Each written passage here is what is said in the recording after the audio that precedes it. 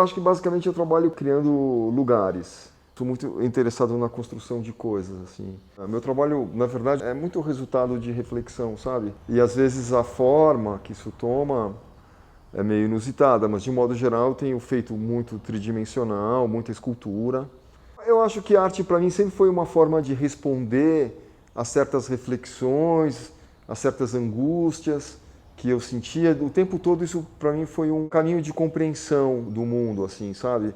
Algo que sempre me chamou a atenção é essa capacidade de revelação que tem um trabalho, né? E isso eu sempre achei muito mágico, né? Daquele trabalho ser criado, daquilo vir para o mundo, sabe? De alguma maneira. Começa muitas vezes de alguma coisa muito pessoal, talvez, né? Sentimentos em relação a coisas, fatos. Aí vai evoluindo, né? Quando você consegue encontrar certos espelhos dessas situações em outras obras, como na literatura, por exemplo. Então, assim, literatura é uma coisa que sempre me chamou muita atenção. Sabe, como você conta uma história, de uma narrativa, de encontrar elementos do mundo ali, né? De você se espelhar de certa maneira. E é sempre uma coisa muito de uma estrutura psicológica, sempre tem uma coisa de uma estrutura do meu ser, né, de como eu penso, de como eu vivo e convivo e troco.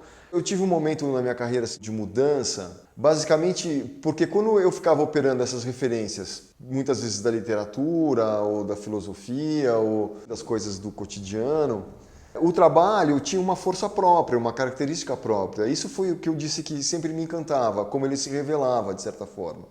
Então eu estava fazendo um curso de filosofia que partia de um texto que era o Ceticismo na Modernidade, do Descartes. E essa ideia do ceticismo basicamente é: estamos dormindo ou estamos acordados? A realidade existe ou não existe? Aquilo estava ficando muito pesado, de certa forma, e eu resolvi, então, eu imaginei um trabalho a partir de um autor que chama Thompson Clark, que falava sobre soldados que tinham que abater um avião, né? Como é que eles saberiam que aqueles aviões eram realmente do inimigo ou eram aviões disfarçados? Que aqueles aviões que poderiam ser aviões aliados, de repente poderiam ser aviões dos inimigos que estavam disfarçados de aviões aliados. Então, o que é a realidade? E aí começou a surgir então o uso da minha imagem. Eu nunca fiquei preso, de certa forma, a uma técnica. Quando eu uso uma técnica, a técnica já é uma forma de narrativa. Tipo Gus, a Princesa Safiri e a Travessia do Rio. É um autorretrato como um mangá. Mas eu estava querendo falar um pouco dessa ideia, daquilo que a gente carrega com a gente como experiência, sabe? Então essa ideia da travessia do rio, sabe? E aí desses povos que passam por um problema super sério, sabe? Ou uma diáspora, ou uma guerra como os japoneses. Então tem essa ideia de você atravessar esse rio, de você seguir em frente. Eu fiz alguns trabalhos que tinham a ver com o meu corpo. Eu comecei a trabalhar, a fazer um modelo com o meu corpo nu, assim. Eu comecei a me aproximar também do meu corpo, sabe? Como uma coisa, um elemento também. A coisa foi evoluindo, não é que veio de uma vez. E até que eu senti um desejo de fazer uma escultura figurativa, assim, como eu, assim. E eu peguei e fiz o primeiro trabalho, e aí foi indo. Eu não estava muito preparado para fazer trabalho dessa maneira tão cartesiana, assim, sabe? De pegar o que está acontecendo. Eu acho que a arte tem algo que é do sensível, sabe? Que é do mundo do sensível. E meu trabalho foi indo para uma coisa que é um momento sublime, assim. Eu comecei a pensar.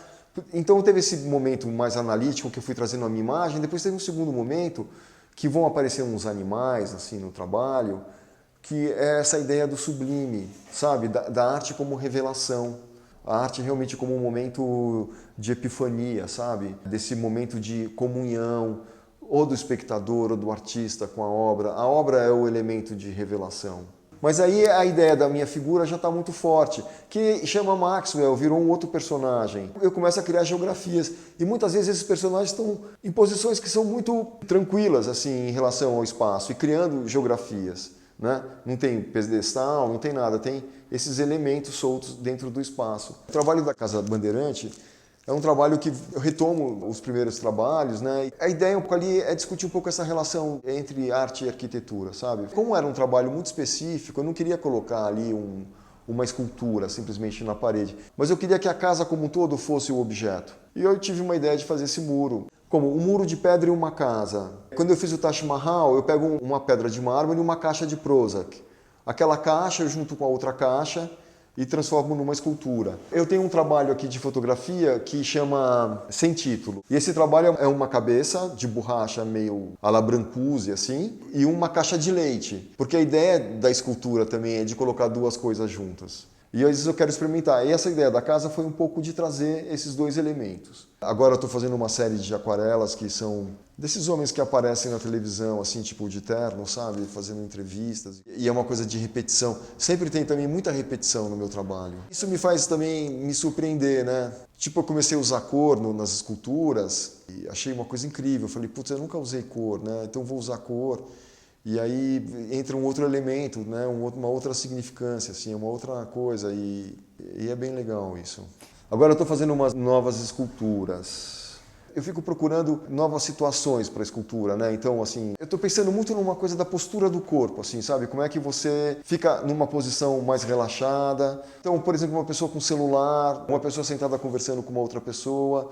Primeiro eu me fotografo para ter o modelo. Isso também é uma das razões porque às vezes eu me construo, porque preciso de um modelo, né, para fazer. E eu acho mais interessante, porque teve uma série da Fita Crepe, eu não queria colocar o meu corpo ou o meu perfil, eu queria outras pessoas.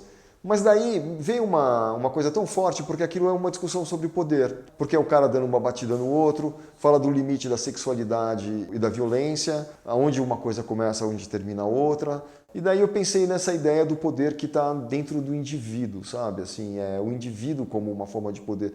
A gente se restringe muito em relação ao outro, obviamente, por uma questão social, para você poder viver, né? Para você ter um convívio social. Seria impossível, né? Você fazer qualquer coisa, né? Então você tem que ter esse constrangimento. Então eu falo um pouco desse constrangimento interno, assim, né?